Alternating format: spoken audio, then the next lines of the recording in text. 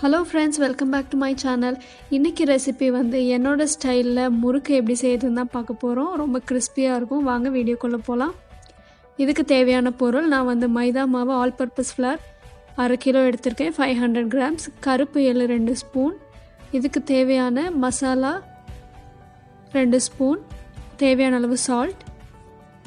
நான் மசாலால என்னெல்லாம் ஆட் பண்ணிருக்கேன்னு சொல்றேன். நார்மலா நம்ம வீட்ல இருக்கிற chilli powder, அந்த chilli powderல வந்து கொஞ்சம் பெருங்காயம், அவ்வளவுதான். எக்ஸ்ட்ரா வேற எதுவுமே தேவையில்லை.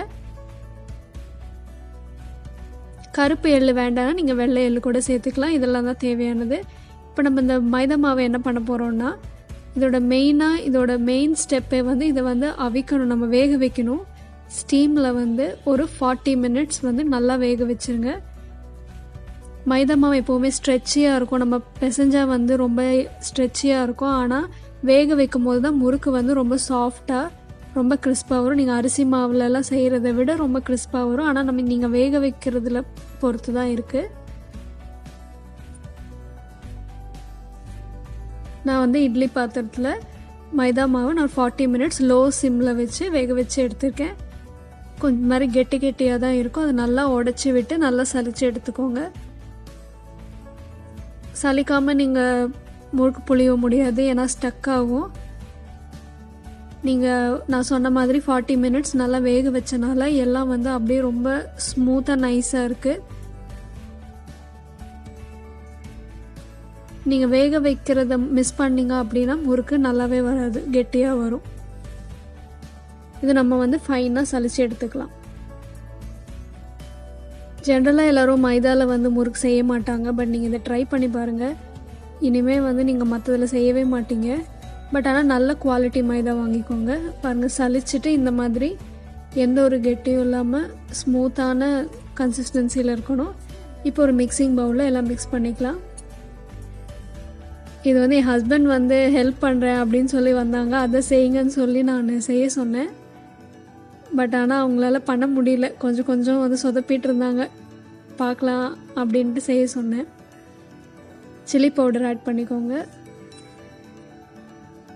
அந்த சில்லியில் நான் முன்னாடி சொன்ன மாதிரி பெருங்காயமும் சாதாரண மிளகாத்தூளும் தான். எள்ளு 2 ஸ்பூன். உப்பு தேவையான அளவு நீங்கள் டேஸ்ட் பார்த்துட்டு வேணும்னா ஆட் பண்ணிக்கலாம். இதை நல்லா மிக்ஸ் பண்ணிக்கோங்க.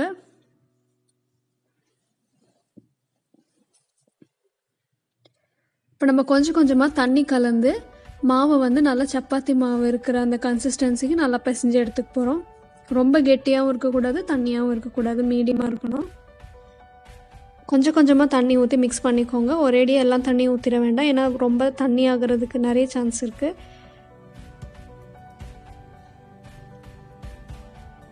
ஸ்பூனை விட நீங்கள் கையில் பிசைஞ்சிங்கன்னா இன்னும் உங்களுக்கு ஈஸியாக இருக்கும்.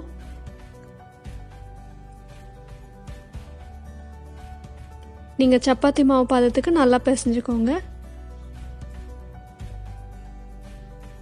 மாவு நீங்கள் அதை பிச்சு பார்க்கும்போது நீங்கள் நார்மலாக வந்து மைதா மாவு யூஸ் பண்ணி ரொம்ப ஸ்ட்ரெச்சியாக இருக்கும். அப்படி இல்லாமல் இந்த மாதிரி சாஃப்டாக இருக்கும். அது முக்கியமான காரணம் நம்ம வேக வச்சனால. இதை நான் வந்து ஒரு 15 minutes வந்து அப்படியே க்ளோஸ் பண்ணி வச்சிட போகிறேன். அதுக்கப்புறமா எடுத்து முறுக்கு புளிய ஆரம்பிக்கலாம். பாருங்கள், 15 minutesக்கு அப்புறம் ரொம்பவே சாஃப்டாக இருக்குது மாவு. பாருங்கள் எவ்வளோ ஷைனிங்காக பட்டரியாக இருக்குன்னு. இந்த மாதிரி கன்சிஸ்டன்சி தான் நம்மளுக்கு வேணும். இப்போது வந்து அந்த முறுக்கு அச்சு இருக்குல்ல, அந்த இதில் தான் நம்ம வந்து புளிய போகிறோம். நான் கொஞ்சமாக கைட் பண்ணேன், பட் ஆனால் என்னால் முடியல. கைட் பண்ணி கரெக்டாக அது சொல்லி புரிய வைக்கவே முடியல.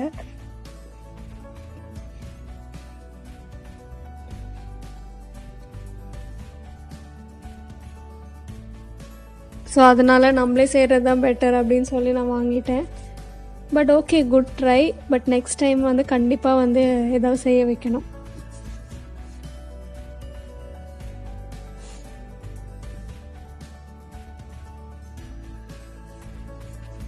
முன்னாடியே வந்து முறுக்குக்கு வந்து புழிஞ்சு வச்சுருங்க. அப்புறம் நம்ம வந்து எண்ணெயில் வந்து சுட்டு எடுக்கலாம். அவ்வளோதான், முடிஞ்சுது.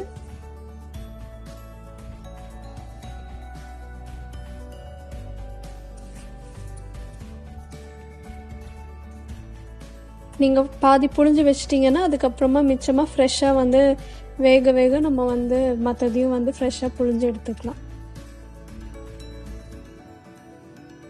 இந்த அச்சில் வந்து சுற்றுறது ரொம்பவே ஈஸியாக இருக்கும். நிறைய பேர் நார்மல் ரிங் மாதிரி இந்த மாதிரி நான் ஃபுல் சைஸ் முறுக்கு மாதிரி தான் சுற்றுறேன். சின்ன சின்ன பீசஸாக வந்து பொடியாக போடுற மாதிரி கூட நீங்கள் போட்டுக்கலாம், உங்களோட விருப்பம்தான். பட் இந்த முறுக்கு வந்து ரொம்ப கிறிஸ்பியாக இருக்கும். நீங்கள் கண்டிப்பாக ட்ரை பண்ணி பாருங்கள், உங்களுக்கு பிடிக்கும். ஒரு வாட்டியாவது செஞ்சு பாருங்கள். இப்படி செஞ்சிங்கன்னா கண்டிப்பாக நெக்ஸ்ட் டைம் இதே மாதிரி தான் பண்ணுவீங்க. நான் அதுக்கு நடுவில் எண்ணெய் வந்து நல்லா சூடு பண்ணி அடுப்பில் வச்சு சூடு பண்ணுறேன். அதுக்கப்புறமா இது உடனே ஃபாஸ்ட்டாக போட்டு எடுத்துடலாம்.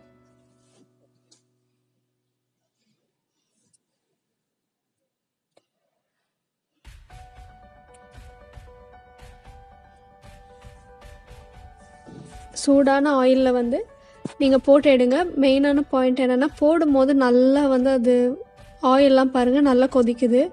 பட் வெந்ததுக்கப்புறம் அதோட சவுண்டு வந்து அப்படியே குறைஞ்சிரும். சவுண்டு குறைஞ்சி அப்படியே சைலண்ட்டாக ஆயிரும். அப்போ வந்து நீங்கள் எடுத்துடலாம். அது வெந்துருச்சுன்றதுக்கான அறிகுறி. போடுற அந்த அப்போ இருக்கிற அந்த சத்தம் வந்து வெந்ததுக்கப்புறம் இருக்காது. ஸோ அந்த ஸ்டேஜில் நீங்கள் எடுத்துருங்க. மற்ற பேட்சையும் போட்டு எடுத்துக்கலாம். ஒரு யூனிக் ஸ்டைலில் பண்ணுற முறுக்கு இது மாதிரி நீங்கள் ட்ரை பண்ணியிருக்கீங்களான்னு தெரியாது. அப்படி பண்ணலன்னா கண்டிப்பாக ட்ரை பண்ணி பாருங்கள், உங்களுக்கு ரொம்ப பிடிக்கும். இது வரைக்கும் என் வீடியோ பார்த்ததுக்கு ரொம்ப தேங்க்யூ. ப்ளஸ் இந்த வீடியோ பிடிச்சிருந்தா மறக்காமல் லைக் பண்ணுங்கள், ஷேர் பண்ணுங்கள், சப்ஸ்கிரைப் பண்ணுங்கள். என்னோடய மற்ற வீடியோஸையும் செக் பண்ணுங்கள். இதே போல் எப்போவுமே சப்போர்ட் பண்ணுங்கள். தேங்க்யூ ஃபார் வாட்சிங்.